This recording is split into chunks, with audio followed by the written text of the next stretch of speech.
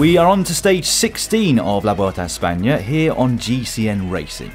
Yesterday in the high mountains of Asturias, we had a display of dominance from Jumbo-Visma. Out front, Sepp Kuss was let off the leash, winning in convincing fashion from the breakaway, whilst behind, Roglic was only matched by Alejandro Valverde, and so he remains in the red jersey by 2 minutes and 25 seconds over the world champion. Meanwhile, he increased his lead over everybody else in the race.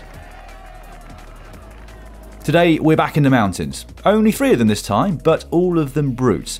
The first 2 ascents are first category, and the final climb to Alto de la Cubilla is an Especial category. 18 k's long with an average gradient of over 6%, and there was a long false flat before it just to add insult to injury.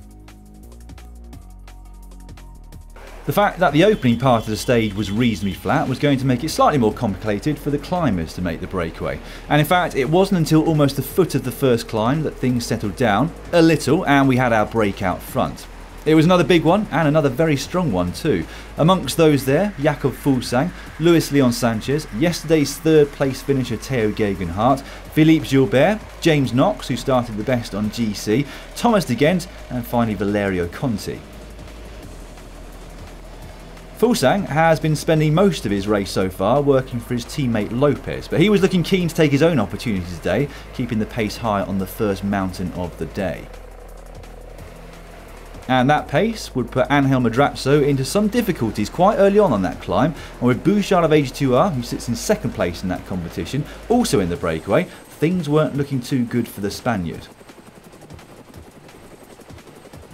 However, he did eventually manage to claw his way back on, but he was no match for the Frenchman in the sprint to the top, Bouchard taking the maximum 10 points and moving himself into the provisional lead in that competition. And there's your confirmation, Bouchard sitting on 40 points, 2 ahead of Madrazo, who's held that jersey since the very first road stage of the race. As they approached the top of the second climb of the day, Jumbo-Visma had allowed the gap to creep up over 6 minutes, and at the top it was Bouchard once again taking the 10 points, Madrazo having to settle for second for a second consecutive climb. These now are the lower slopes of the Alto de la Cubilla.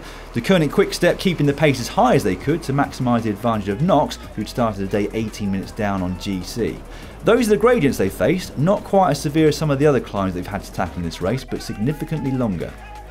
And it was from quite a long way out that Fuglsang decided to make his move, 9.6 k's to the finish line to be exact. Knox and Gegenhardt were quick to react, but it took some effort just to get up to the Dane's back wheel. And eventually, a couple of k's later, he would crack them. The only rider able to stay with him at this point being Brambilla of Trek Segafredo. Astana, though, were also at it behind, looking to set something up for Miguel Angel Lopez, who was clearly feeling a bit better today and looking to reclaim the white jersey and a place on the final podium. Inside the last 4 k's, and Fuglsang was now solo. His advantage wasn't huge, Gegenhardt had found a second win, but it was going to take a monumental effort for him to get across. 13 seconds the gap with 3 kilometres remaining.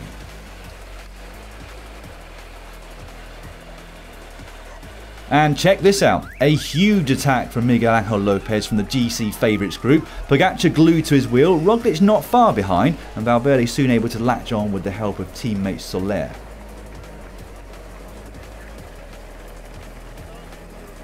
As things in that group slowed, Soler would make his own move, potentially for Valverde to sprint across to later, but unfortunately for him, it was Micah who did the bridging, at which point the team car told him to slow down over the race radio. Well, it's really been quite an incredible year for this man, Jakob Fuglsang, winner of Liège-Bastogne-Liège, winner of the Criterium du Dauphiné. His only big disappointment being the fact that he crashed out of the Tour de France, and he was looking great with 1.2 k's to go. Behind those, teammate was at it again, and this time, whilst he wouldn't be able to shake off Pogačar, he did distance Roglic and even more so Valverde. This looked like it could be a potential turning point in the race. How big would the gap eventually creep up to? That was a question though. Up front, it was job done for Fuglsang, who'd added another big one to a growing collection of wins. Well done that man, and what a day for Astana. Roglic would slowly but surely claw his way back up to Lopez and Pogačar, but Valverde was in a spot of bother here and clearly very pleased to have Soler there helping him.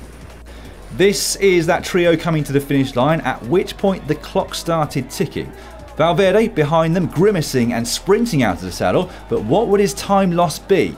As he crossed the line, we got our answer, and it would be 23 seconds, the gap to those in front. Another stage, another breakaway win. How many more are we going to get in this year's race? Breakaway riders in fact filled the first 10 places on the stage, Geoghegan Hart taking 2nd place, Luis Leon Sanchez crowning off a fantastic day for the Astana team with 3rd, James Knox in 4th and Gianluca Brambilla in 5th. No doubt about who's in the red jersey though. Primoz Roglic has extended his lead now over the 2nd place rider in GC, Valverde at 2 minutes and 48 seconds, Pogacar still in 3rd at 3 minutes and 42, Lopez in 4th, but Maika has moved himself up to 5th ahead of Quintana, who had another bad day. Tomorrow it's the final rest day, so we'll be taking a rest too, but we'll be back on Wednesday with the longest stage of this year's race. Just under 220 kilometres from Aranda de Duero to Guadalajara. It's on rolling terrain, but doesn't look hard enough to have any bearing on the general classification, and therefore my bet is Thomas de Gent.